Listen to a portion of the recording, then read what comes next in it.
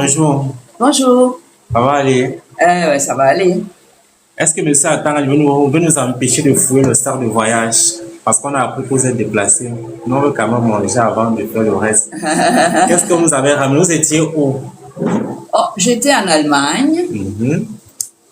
J'ai répondu à une invitation pendant 24 heures, hein, pas plus. Je suis partie jeudi, je suis arrivée là-bas vendredi. Le samedi nuit, j'ai repris la route de l'aéroport pour venir ici. Voilà. Et lorsque j'arrive, je suis accueillie par la nouvelle de l'invasion et la violation des locaux Reda. du REDAC par les éléments de M. Atamandi, qui a auparavant, quelques jours auparavant, signé un arrêté disant que le REDAC étant une institution qui blanchit l'argent et qui en reçoit un peu trop aussi, trop d'argent au REDAC, eh bien, il a pris la décision de suspendre le REDAC pendant 3 mois. Pourquoi 3 mois? Pourquoi pas 6 mois? Pourquoi pas à vie? En 3 mois, qu'est-ce que ça va gagner? Enfin bref, il a pris cette décision-là et il a envoyé monsieur le sous-préfet de Douala Ier, accompagné évidemment des forces de l'ordre, maintien de l'ordre, pour apposer les scellés sur toutes les portes du REDAC, y compris les portes qui n'étaient pas celles du REDAC d'ailleurs, où habitent les gens derrière. Et donc, je suis allée là-bas, j'ai trouvé monsieur le sous-préfet sur les lieux, avec son équipe, les scellés apposés, et je leur ai demandé en vertu de quoi vous avez fermé mes portes et est-ce que je pouvais lire le document qui les autorise à apposer les scellés. Quel est le texte de loi, quel est le texte même administratif qui parle de scellés? Ils ont dit que non seulement ils ne peuvent pas me donner ce document qui parle de scellés, mais ils n'ont même pas apporté l'arrêté de monsieur le ministre, où ils ont oublié, ou ils n'en avaient pas encore imprimé, mais bref, ils ont donc apposé les scellés avant même de me montrer le document sur lequel, depuis que j'interviens, depuis hier, il y a cette affaire-là, vous avez vraiment eu l'impression que votre maman peut avoir peur d'Atamandi? Vous avez vraiment eu cette impression? Si je vous ai donné cette impression, alors je vous demande pardon. Parce que c'est loin de ce que j'ai l'intention de montrer et de faire. Je n'ai pas peur de M. Atamandi. Mais ce que je sais, c'est que je n'obéis qu'à la loi. Et à chaque fois que je le pourrai, je rappellerai à M. Atamandi que nul n'est au-dessus de la loi, ni lui, ni la personne qui l'a mis là pour nous embêter. Comprenez? Je le lui ferai savoir à chaque fois. Donc, M. Atangani ne me fait pas peur. Nous ne sommes pas dans un match de football, de boxe, où il serait un poids lourd et moi un poids plume, et où je devrais avoir peur qu'il ne me déforme le visage avec un coup de poing massif. Et il ne s'appelle pas Nganou Francis. Ok. Je prends les questions qui sont là. De quel argent est-ce qu'on parle? On parle de blanchiment de quel argent au REDAC? Bonne question pour M. Atangandi. M. Atangandi, de quel argent tu parles? Tu ne nous as pas dit. Moi, je ne suis pas dépositaire de l'argent de l'État. C'est toi qui vas négocier là-bas en tant que ministre pour que nous, le peuple, à travers les députés, on vous donne de l'argent pour couvrir votre budget avec les dépenses et les rentrées. Donc, c'est vous qui manipulez l'argent de l'État. C'est vous qui pouvez le détourner. C'est vous qui pouvez aussi le blanchir. Parce que vous savez que votre avenir est incertain. Pour avoir fait partie d'un gouvernement qui a appauvri les Camerounais à sec. Mais moi, non. Par conséquent, je suis là, je vous attends. Tout ce que vous allez faire de contraire à la loi, qui est la même pour vous et moi, vous trouverez ma réponse.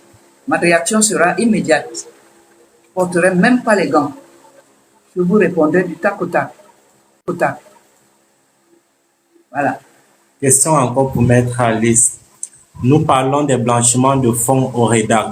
Pourquoi n'a-t-on pas posé les scellés au ministère de la Santé après le Covid-Gate? Ah, c'est une bonne question, ça. Intéressant.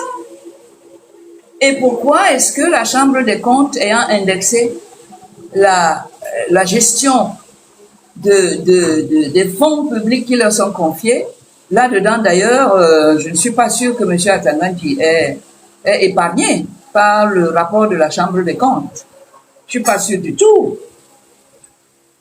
Ah, pourquoi étant là-dedans, pourquoi ils ne sont pas en prison, pourquoi ils sont encore en poste? C'est quel pays ça?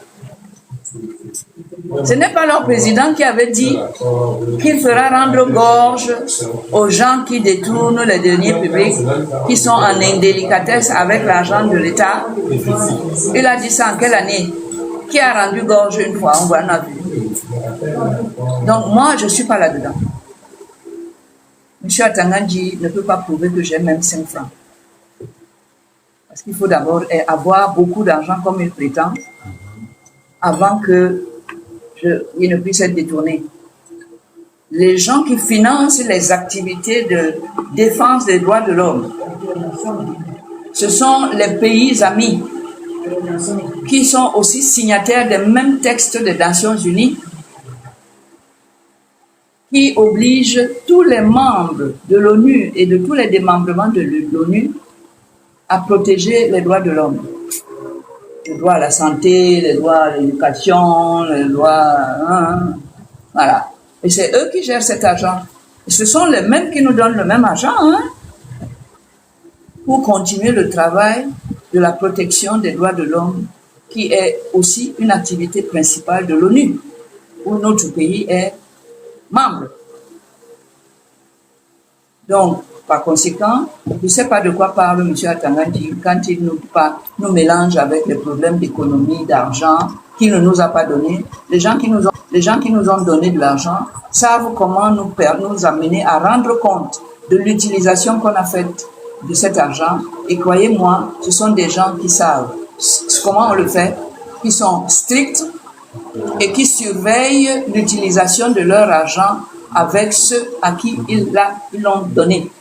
Ce n'est pas le ministre Atangandi qui va surveiller comment nos pays amis ou le président de la République du Cameroun aussi va commander sa part pour le pays. Ce n'est pas lui qui va nous apprendre comment on gère l'argent. Ce sont les mêmes qui, parce qu'ils sont des pays amis au Cameroun, donnent cet argent pour aider le président à respecter les engagements internationaux qu'il a pris et qui sont surtout axés à la protection et au respect des droits humains. Ceci est dans la Constitution. Le président a prêté serment sur ça. C'est le même qui finance le Cameroun, qu'on a été supplié à un beau lieu, le ministre des Finances, le président de la République, peut aller mendier l'argent partout parce qu'ils ont mangé ce qu'il y avait. Ce qu'il y avait, qui a donné, c'est nous, c'est le peuple. Alors moi, je ne suis pas dans ce circuit-là. Je ne peux pas manger l'argent des gens. Je ne peux pas prendre l'argent des gens et aller... Ok. Bon, alors que ceux qui le font ne mettent pas la poudre aux yeux des gens en leur faisant croire que c'est plutôt l'autre qui fait, alors que c'est lui qui fait. Maître Ali, hier, vous avez parlé d'un esprit tourmenté. Est-ce que vous rejoignez le professeur Baobel lorsqu'il parle de la zombification du Cameroun? Oui, je suis toujours souvent d'accord avec le professeur Baobel. Il voit les choses comme je les vois et il les dit comme je les dis. Donc lui et moi, on a beaucoup de points communs. Ouais. Est-ce le pouvoir qui tourmente M. Paul Atangandi ou alors la surprise de son poste? Ben, écoutez, je ne suis pas une proche de M. Atangandi. Je ne sais pas quel est son caractère, sa personnalité, en dehors du fait qu'il est minate. Voilà. Donc, je ne peux pas parler de quelqu'un que je ne connais pas profondément pour pouvoir vous apporter une réponse précise, comme je les aime, à une question aussi personnelle. Ceux qui sont autour de lui et qui le connaissent doivent pouvoir répondre à ça. Pas moi. Ce que je vois, c'est qu'en tant que ministre de la République, il n'a pas un comportement qui est digne. Il n'a pas un comportement qui permet de dire que voilà un monsieur bien assis et qui respecte même les lois de son pays et qui respecte ceux qui ont donné le pouvoir à celui qui l'a nommé là pour l'aider à travailler. Il ne respecte pas la hiérarchie parce que sa hiérarchie supérieure, c'est le peuple, c'est nous autres. C'est nous qui avons mis son patron là et ce patron qui l'a nommé. Vous trouvez normal qu'il puisse se retourner contre le peuple et dire n'importe quoi? Moi, je pense que c'est un esprit tourmenté peut faire ça. Manquer de respect à ton super patron hiérarchique. Pour mieux édifier ceux qui nous écoutent, Maître Alice, est-ce que vous pouvez nous donner la définition étymologique du mot ministre? Du mot? Ministre. Oh non, je ne fais pas dans le... Comment on appelle cette science-là qui consiste à connaître les... Non, je sais qu'un ministre, c'est un monsieur qui est nommé par la personne que j'ai désignée pour être président, mon mandataire, pour gérer le pays et mes compatriotes et moi.